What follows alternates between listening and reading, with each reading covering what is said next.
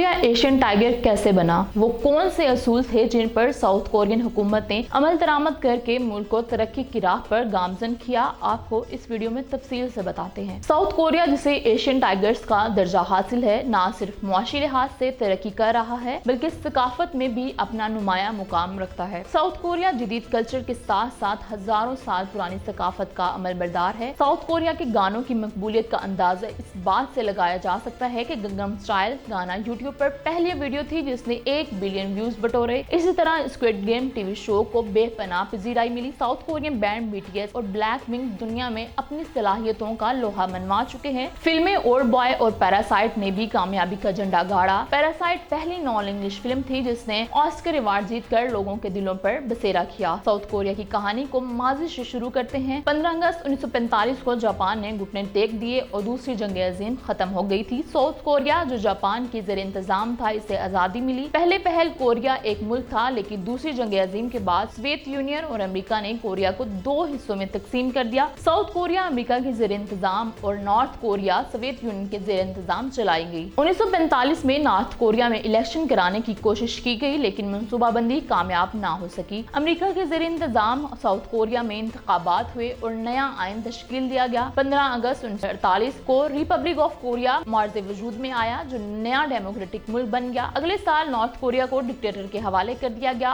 1950 में north Korea ने हमला करके साउथ कोरिया को जम करने की कोशिश की गई, जो जंग का शाखसाना साबित हुई। जंग 3 साल तक चलती रही, जिसका नतीजा ये हुआ कि साउथ कोरिया में तामीर और तरक्की का रास्ता रुक गया, जीडीपी नीचे चला गया, जमहूरियत की जड़ें कमजोर पड़ने लगी। इसी तनाजुर में साउथ कोरियन सदर री संग मेन ने अथॉरिटेरियनिज्म का रास्ता अपनाया। आइन में तरामीम की गई और मुल्क में आमरीत की शाखें मजबूत होने लगी। 1960 के इंतखाबात को धांधली ज़दा करार दिया गया। मुल्क भर में एहतजाज हुए और सदर मुल्क छोड़कर फरार हो गया। दोबारा इलेक्शन हुए, मगर बदकिस्मती से 1961 में फौजी बगावत हो गई। जनरल पार्क चिंग ही इख्तिदार पर काबिज हो गया और मिलिट्री आमरीत का दौर दौरा शुरू हुआ। 1979 में इन्हें मार दिया गया, जिसके बाद फिर फौजी बगावत ने सर उठाया। एक और जर्नैल ने इख्तिदार पर कब्जा कर लिया। आमरीत का मुनफी असर साउथ कोरिया की सकाफत पर भी पड़ा। 1962 में पार्क चिंग ही ने मोशन पिक्चर का कानून मुतारिफ कराया। सेंसरशिप इतनी सख्त थी कि फिल्म बनाने से पहले स्क्रिप्ट हुकूमत से मंजूर करवाना पड़ती थी। इस दौर में समाजी और दीगर अवामी मिसाइल पर फिल्म ममनू था। 1987 और 1988 में एक बार फिर साउथ कोरिया पर जमहूरियत ने साया अफगन किया। 1990 में जमहूरियत की वजह से चीजें बदल गई। 1993 में हॉलीवुड फिल्म जुरासिक पार्क की कामयाबी के बाद कोरियन सदर को एक रिपोर्ट जमा कराई गई, जिसमें कहा गया बॉलीवुड फिल्म में इतना बिजनेस किया है कि 1.5 मिलियन हुंडई गाड़ी बेचने से भी इतनी आमदनी नहीं हो सकती। रिपोर्ट से हुकूमत को अंदाजा हुआ इसे मीडिया प्रोडक्शन को स्ट्रेटेजिक इंडस्ट्री के तौर पर प्रमोट करना चाहिए। खुशकिस्मती से इसी साल साउथ कोरिया की एक फिल्म नुमाइश के लिए पेश की गई और पहली बार कोरिया के दारुल हुकूमत में 1 मिलियन टिकटें बिकी। फिल्म की कामयाबी के बाद हुकूमत मीडिया इंडस्ट्री के पोटेंशियल से मुतालिक सोचने पर मजबूर हो गई। हुकूमत ने कोरियन कल्चर को ग्लोबल एक्सपोर्ट के तौर पर देखना शुरू कर दिया। 1962 से 1989 तक साउथ कोरिया का जीडीपी पर कैपिटा 50% बढ़ चुका था। साउथ कोरिया ने बरामदात पर तवज्जो दी।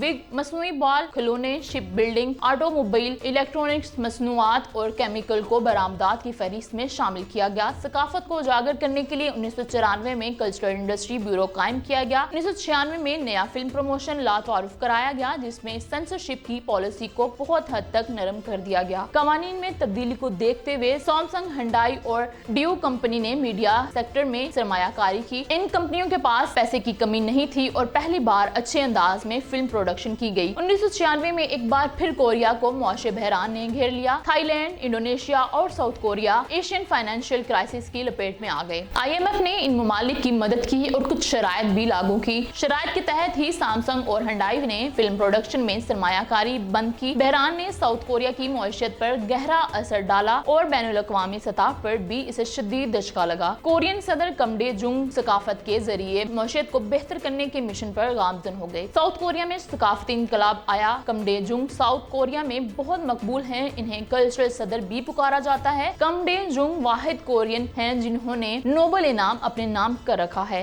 उन्होंने मुल्क की तरक्की और खुशहाली के लिए कई इक़दाम उठाए। उन्होंने कुछ पॉलिसियां मुतारिफ कराई, जिसमें सबसे पहले पैसे की एलोकेशन की गई। किम डे ने 1999 में कल्चरल इंडस्ट्री प्रमोशन प्रोजेक्ट की बुनियाद रखी और 148 मिलियन की सरमायाकारी की गई। मिनिस्ट्री ऑफ इंफॉर्मेशन में कोरियन पॉप म्यूजिक डिपार्टमेंट बनाया गया, इंफ्रास्ट्रक्चर पर भी तवज्जो दी गई, कंस्ट्रक्ट ऑडिटोरियम बनाए गए, यूनिवर्सिटी में कल्चर इंडस्ट्री डिपार्टमेंट कायम है। साउथ कोरिया ने डिजिटल तरक्की को अव्वलीन तरजीह दी। कमरे ने 1998 में ब्रॉडबैंड सर्विस घरों में मुहैया की। 2004 तक 12 मिलियन लोगों के पास ब्रॉडबैंड कनेक्शन लगवाए। कमरे ने सेंसरशिप कवानीन को नरम किया, जिसके तहत अवामी और समाजी मसाइल पर फिल्में बनाने की इजाजत दी गई। 1990 में 386 जनरेशन थी। वो लोग थे जो 1960 में पैदा होने वाले लोग, वो पहली जनरेशन थे जिसे 1990 में कोरिया से दूसरे ममालिक जाने का मौका मिला, क्योंकि इससे पहले महदूद पैमाने पर लोग दूसरे ममालिक जाते थे। इस जनरेशन ने फॉरेन स्कूल में फिल्म एंड प्रोडक्शन में तालीम हासिल करके थ्रिलर, कॉमेडी और रोमांवी फिल्में बनाई। कोरियन ड्रामा की पजीराई इस वक्त मिली जब स्क्विड गेम नेटफ्लिक्स पर सबसे ज्यादा देखे जाने वाला वेब शो बन गया था। कमरे के दौर में ही पॉप म्यूजिक शुरू हुआ, जो जे पॉप के नाम से मशहूर है। दिसंबर 2012 में पहला यूट्यूब वीडियो बन गया जिसने 1 बिलियन व्यूज हासिल किए। आज south Korea culture super power बन चुका है, जिसकी वजह से कोरियन मुआशरत तरक्की और सियाहत फरोग पा रही है।